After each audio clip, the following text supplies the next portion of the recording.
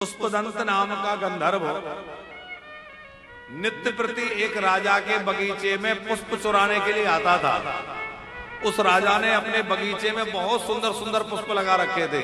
बड़े अच्छे पौधे लगे थे जिनमें बड़े रंग बिरंगे सुंदर सुंदर पुष्प खिले रहते थे। पुष्पदंत आकाश मार्ग से आता और वो पुष्पों को चुरा करके और ले जाता। राजा ने तमाम प्रयत्न कर लिए लेकिन फिर भी वो पुष्पदंत वो कोई पकड़ा नहीं गया, क्योंकि वो तो आकाश मार्ग से आया था। कैसे पकड़ में आया? गुरुजी से पूछा कि गुरुजी कैसे पकड़ में आए, तो गुरुजी ने एक युक्ति बतलाई। बोले भगवान शंकर के ऊपर चढ़े हुए जो निर्माल्य है, निर्माल्य समझते हैं आप लोग?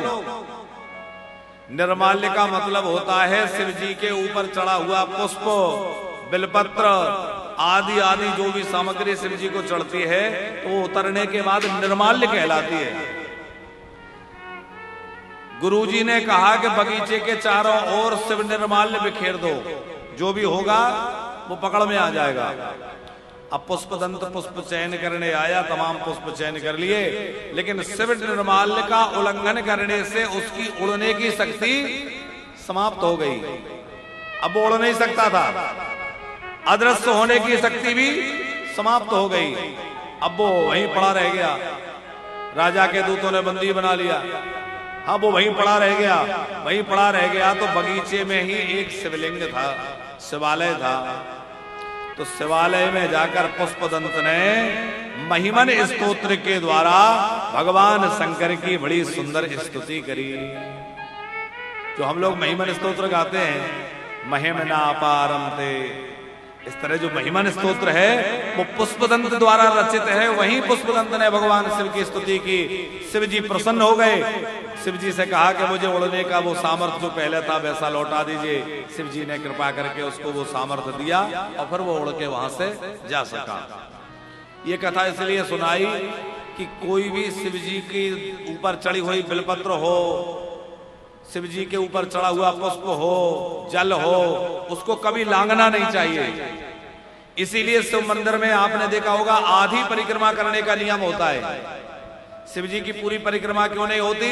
बोले शिव जी को लोग प्राया जल चढ़ाते हैं, वो जल की धारा बहती है, हमारे द्वारा उसका उल्लंघन होगा तो बहुत बड़ा अपराध लगेगा। इसलिए ऋषियों ने परंपरा बना दी कि शिव जी की आधी ही परिक्रमा होनी चाहिए।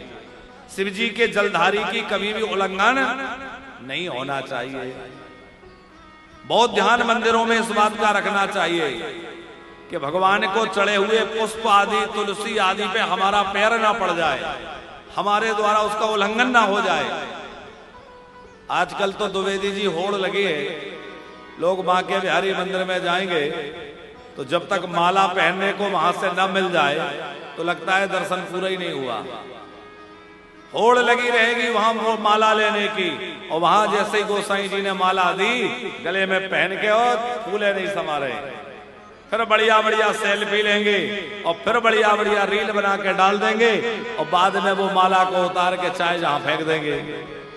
अब वो माला लोगों के पैरों में आएगी, तिरस्कार होगा, अपराध लगेगा।